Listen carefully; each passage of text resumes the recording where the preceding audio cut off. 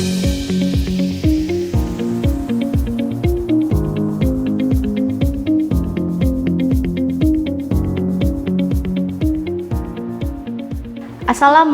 warahmatullahi wabarakatuh. Video ini merupakan pernyataan diri dosen dalam unjuk kerja Tridharma Perguruan Tinggi PDD UK TPT bidang pengajaran sertifikasi dosen 2026. Perkenalkan, nama saya Megarini Hersa Putri. Saya merupakan pengajar dari Program Studi Teknologi Rekayasa Otomasi Sekolah Vokasi Universitas Diponegoro.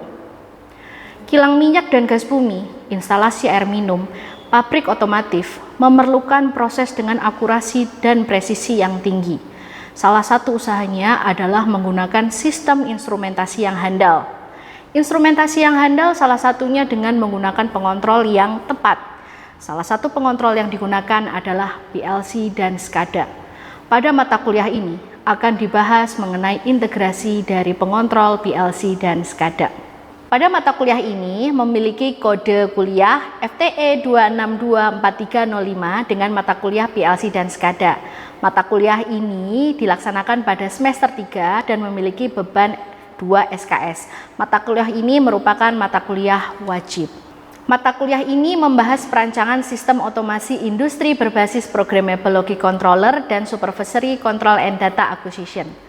Materi ini mencakup prinsip kerja dan arsitektur PLC, pemilihan modul input-output digital dan analog, serta pengkabelan panel kendali sesuai standar instalasi dan keselamatan yang berlaku.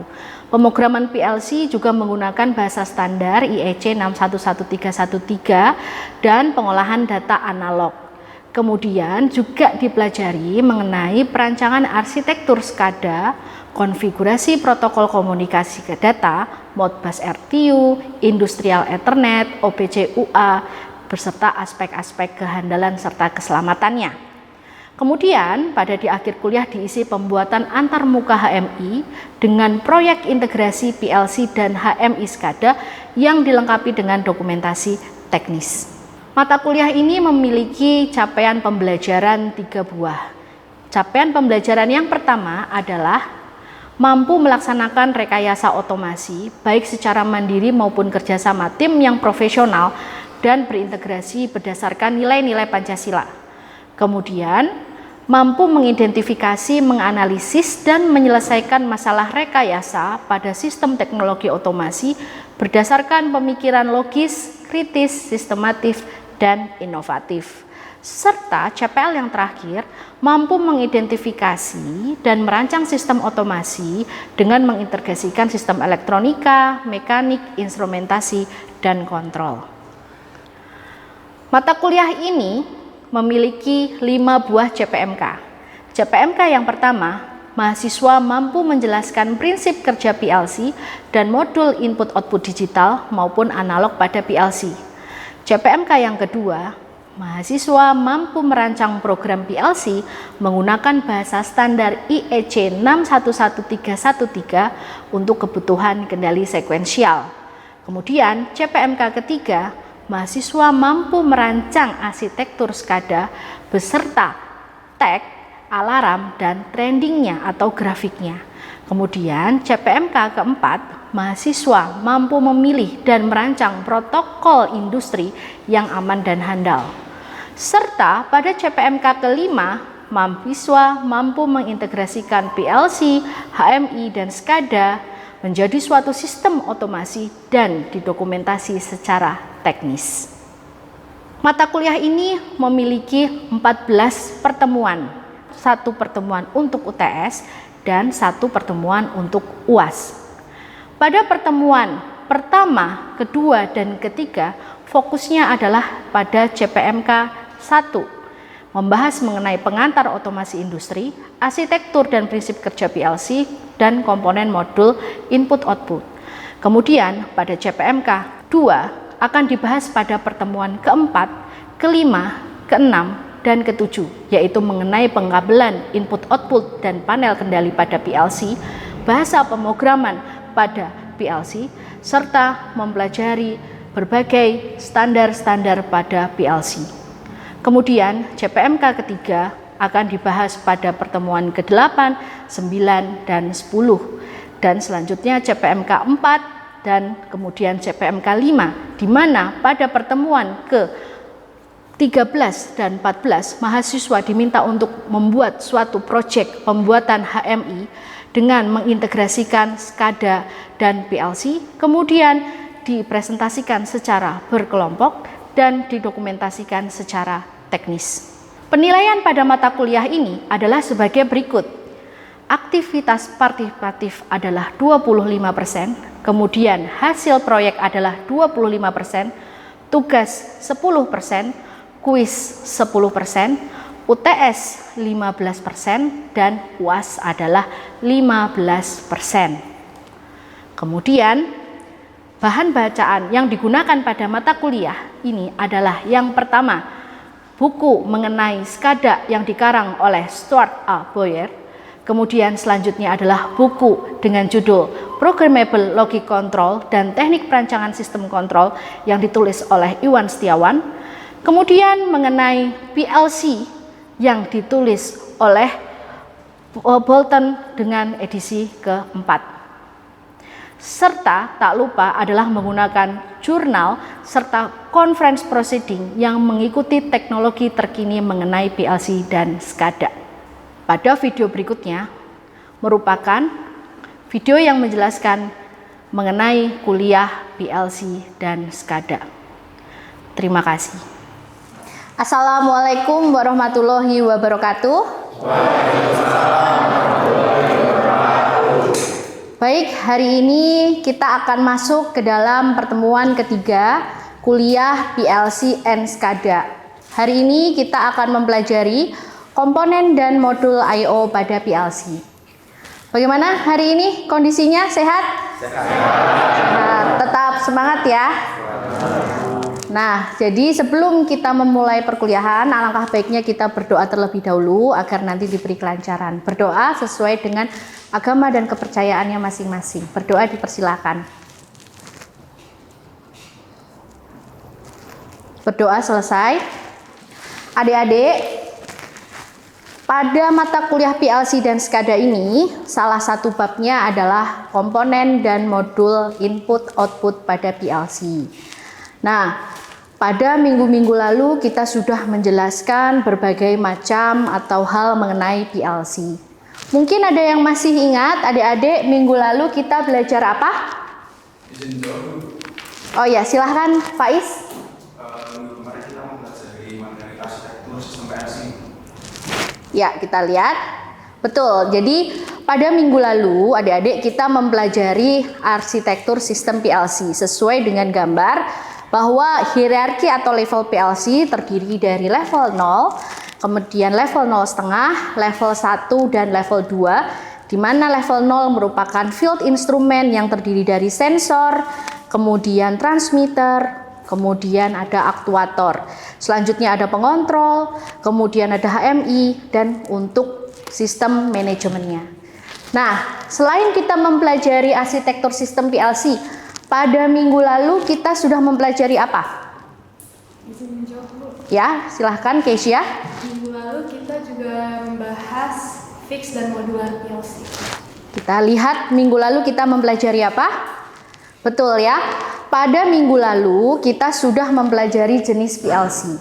Jenis PLC dibagi menjadi dua, yaitu ada PLC fix ya. Kemudian ada modular PLC. Perbedaannya sudah dijelaskan minggu lalu bahwa kalau yang PLC fix itu unit prosesor dibangun dalam satu kemasan, sedangkan kalau yang modular ini sistemnya plug-in atau kita bisa lepas pasang, kita bisa tambahkan jumlah modul input dan outputnya. Nah, jadi apa yang akan kita pelajari dalam minggu ini? Di dalam minggu ini, Anda sebagai mahasiswa diharapkan untuk mampu menjelaskan prinsip kerja PLC dan modul input-output digital maupun analog pada PLC. Kemudian, topik bahasan pada pertemuan ketiga hari ini adalah komponen dan modul I/O digital dan analog pada PLC. Jadi harapannya setelah mengikuti perkuliahan hari ini Anda menguasai dan mampu menjelaskan modul I/O digital serta analog. Nah, kita akan masuk ke dalam materinya. Komponen atau modul pada PLC ini dibedakan menjadi berbagai macam. Bagian yang pertama yaitu adalah bagian CPU atau Central Processing Unit. Kemudian tentunya kita butuh energi yang disuplai oleh power supply, programming device. Selanjutnya ada modul input output digital, modul input output analog, modul komunikasi, dan modul khusus. Nah, kita akan mengidentifikasikan masing-masing dari per komponen dan bagian ini. Nah, kira-kira nih sebelum kita makin mendetail, mungkin ada hal yang mau ditanyakan adik-adik? Ya, silahkan Adrian. Apa perbedaan dari modul input output digital dengan analog? Ya, bagus sekali ya pertanyaannya ya. Di sini ada kata kunci yaitu digital dan analog. Apa itu digital ya? Kita lihat. Digital ya. Kemudian analog. Yang dimaksud dengan analog atau sinyal kontinu adalah sinyal yang direpresentasikan dengan sinyal sinus, kemudian nilainya ada di sepanjang waktu. Jadi pada T0, T0,1, 0, sekian itu dia memiliki nilai. Sepanjang waktu ada nilainya. Nilai tegangan, arus, dan sebagainya. Namun kalau digital itu dinyatakan oleh sinyal diskrit ya. Sinyal diskrit adalah sinyal yang nilainya hanya ada di waktu tertentu saja. Begitu. Itu adalah perbedaan dari sinyal analog dan sinyal digital. Ya. Bagaimana Adrian, apakah terjawab? Cukup terjawab. Ya, baik. Selanjutnya kita akan bahas komponen yang pertama, yaitu adalah komponen CPU. Nah, ini adalah bentuk dari modul atau komponen CPU, terdiri dari mikroprosesor ya, yang mana mikroprosesor ini fungsinya adalah untuk mengontrol kondisi dan peralatan outputnya. Dia juga sebagai kepingan memori dan juga sebagai penghubung programmer dan printer atau sebagai sirkuit komunikasi ya. Kemudian ini memiliki 3 mode pada CPU. Selanjutnya, tentunya PLC memerlukan energi ya. Energi disuplai dari sumber listrik. Untuk modul input digital dan output digital ya, dia memerlukan 24 volt digital. Oleh karena itu, sinyal PLN 200 volt AC sebelum masuk ke dalam PLC, dia akan masuk ke dalam step down transformer untuk diturunkan tegangannya, tapi masih dalam bentuk sinyal AC ya. Nah, oleh karena itu dia akan masuk ke dalam rangkaian penyearah full wave rectifier untuk mengubah tegangan AC alternating current menjadi DC atau direct current. Nah, Anda bisa lihat ya adik-adik, di sini walaupun sinyalnya sudah diubah dari sinyal AC to DC, apa yang adik-adik lihat di sini ada apa? Betul sekali, ada ripple. Nah, bagaimana cara menghilangkan ripple? Yaitu dengan menggunakan filter. Dengan filter, ripple akan hilang sehingga kita akan mendapatkan sinyal DC yang lurus seperti ini. Kemudian dia akan masuk ke dalam voltage regulator untuk mengeluarkan tegangan DC yang kita inginkan. Fungsi power supply yaitu adalah mengubah listrik AC menjadi listrik DC yang sesuai dan melindungi PLC dari tegangan kejut atau surge. Nah, programming device di sini adik-adik bisa lihat fungsinya adalah untuk memodifikasi dan mencari kesalahan program PLC atau operasi sequence. Kalau sekarang kita programming device biasanya menggunakan PC atau laptop ya. Kalau dulu jenis-jenis PLC ada yang menggunakan handheld programming device atau dengan bentuknya seperti ini ya, dedicated programmer. Nah, itu adalah merupakan bagian dari programming device PLC. Selanjutnya, kita masuk ke dalam bagian yang penting pada PLC, yaitu adalah modul input dan output. Nah, tadi sudah dijelaskan bahwa input output pada PLC dibagi menjadi dua, yaitu adalah input output apa?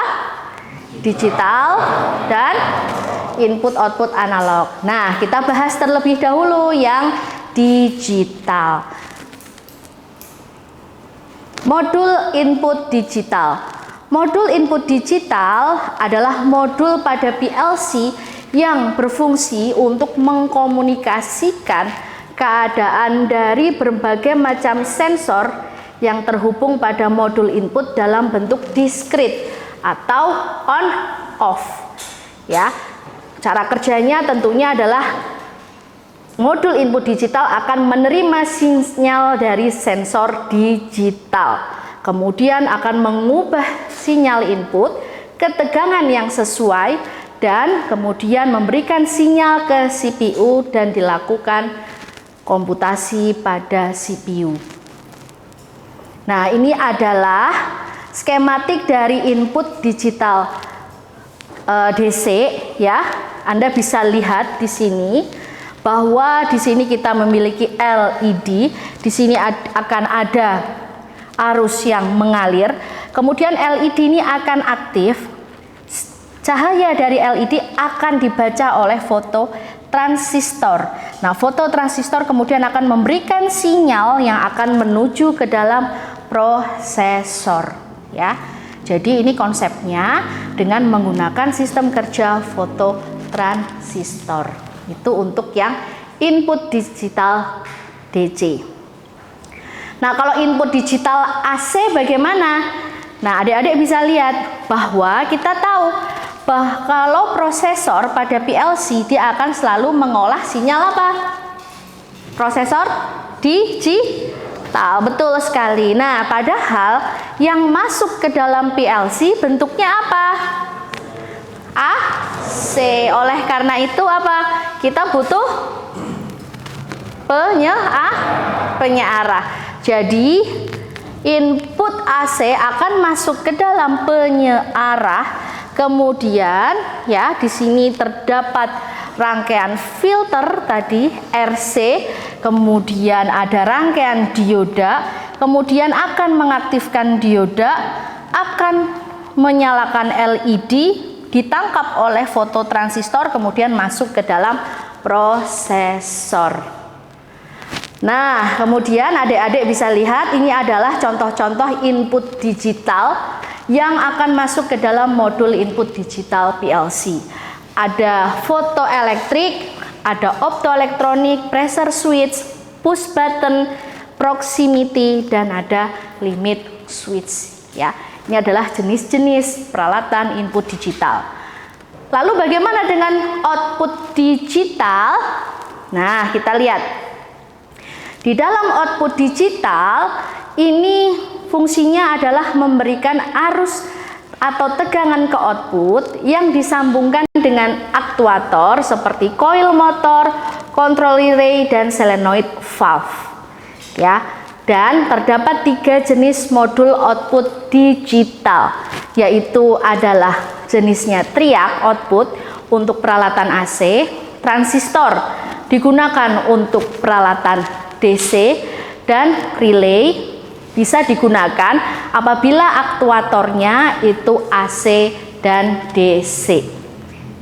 Nah, kalau tadi kita sudah berbicara digital, sekarang kita akan masuk ke dalam sinyal analog. Nah, di sinyal analog kita lihat ya, ini tadi adalah contoh-contoh output digital ya. Kalau tadi input digital, yang output digital ada relay, ada motor starter, ada pilot lamp. Nah, analog input yang akan kita bahas pertama. analog input ini ya, dia menerima sinyal arus ya, karena input otomatis dia apa? Menerima dari peralatan analog. Peralatan analog contohnya apa? Temperatur transmitter, DP transmitter, pressure transmitter. Nah, ini semuanya adalah sinyal yang memiliki nilai sepanjang waktu, dinyatakan oleh sinyal kontinu. Nah, untuk modul analog input, kita jangan lupa bahwa prosesor dari PLC tadi mengolah sinyal apa? Digital. Sedangkan di sini analog ya. Maka kita perlu apa? ADC, analog to digital converter ya. Dia mengirimkan nilai digital hasil konversi dari analog to digital untuk pemrosesan lebih lanjut. Nah, sinyal yang ditangani oleh modul analog input itu adalah arus 0 sampai dengan 20 mA atau 4 sampai dengan 20 mA atau tegangan 0 sampai 5 volt atau 0 sampai 10 volt ya. Nah, itu adalah modul analog input. Nah, kita lihat tadi di blok diagramnya, adik-adik bisa lihat perbedaannya tadi agak berbeda dengan yang digital input. Jadi di sini ada proses, ada sensor temperatur, di sini ada transmitter untuk mengubah tegangan keluaran sensor menjadi sinyal standar. Tadi sinyal standarnya berapa? 1 sampai 5, 4 sampai 20 miliampere. Nah, kemudian dia akan masuk ke dalam analog input dan di sini terdapat apa? Rangkaian ADC ya. Jadi di sini tadi ada transmitter agar bisa dibaca, diubah menjadi sinyal standar. Ini kemudian sebelum masuk ke dalam prosesor kita masukkan dulu ke ADC. Nah, proses di ADC ya, di sini ada mengubah data analog menjadi data digital ya. Data digital dinyatakan oleh bilangan biner yaitu berapa? Ya, betul, 0 dan 1. Nah, itu adalah modul analog input. Selain tadi kita bahas cara kerjanya, ini adalah jenisnya. Jadi yang terhubung dengan analog output PLC contohnya adalah VFD ya. Kita bisa mengatur contohnya kecepatan motor 3 fasa misalnya melalui apa? VFD yang sinyalnya dari mana? PLC. Kemudian kita bisa mengatur berapa persen buka tutup valve dengan apa? Kontrol valve. Nah, itu adik-adik, jadi kita sudah membahas bagian-bagian modul komponen PLC. Nah, sebelum kita review, apakah ada pertanyaan dari penjelasan mengenai modul dan komponen PLC? Silahkan. Izin bertanya, Bu. Oke, silahkan Amara. Apa perbedaan dari PLC output relay dan PLC output transistor? Baik ya, terima kasih atas pertanyaannya. Jadi tadi ketika kita membahas digital output, jenis PLC itu ada triac, ada relay, dan ada transistor. Nah, kalau PLC yang jenis relay, dia outputnya yaitu adalah sifatnya mekanik dan bisa digunakan untuk AC dan DC. Namun, responnya cukup lambat, kira-kira sekitar 10 milisecond saja. Ya, tapi kalau transistor dia sifatnya elektrik, saklarnya elektrik. Responnya cepat dan biasanya digunakan untuk 24 volt DC. Amara, apakah menjawab? Baik ya, terima kasih. Apa ada pertanyaan lagi? Kira-kira adakah dari adik-adik yang mau mereview apa yang sudah kita bahas hari ini? Silahkan. Oh ya, silahkan Tabas. Mungkin Anda bisa mereview apa yang sudah saya jelaskan tadi. Jadi pada pertemuan kali ini kita membahas tentang bagian-bagian PLC.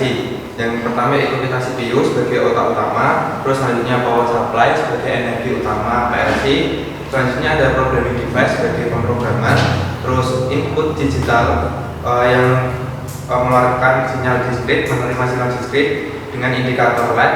Selanjutnya yaitu output digital, ada 3 yaitu triad, transistor, relay. Nah, terus masuk ke analog input. Analog input ini menerima sinyal dari peralatan analog seperti temperatur, terus pressure transmitter.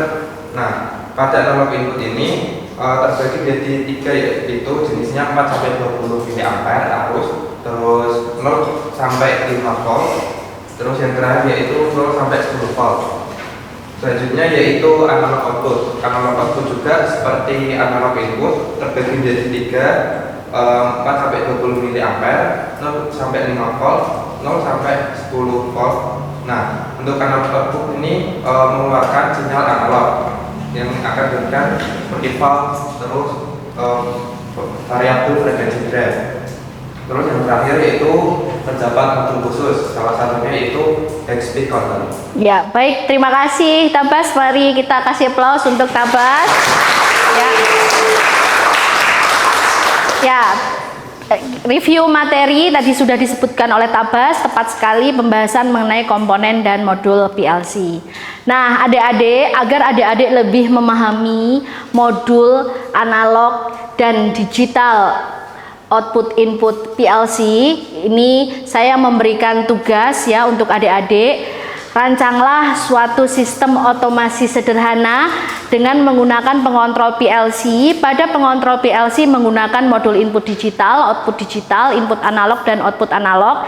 Adik-adik jelaskan cara kerjanya, kemudian membuat arsitektur PLC yang sudah kita bahas di minggu lalu.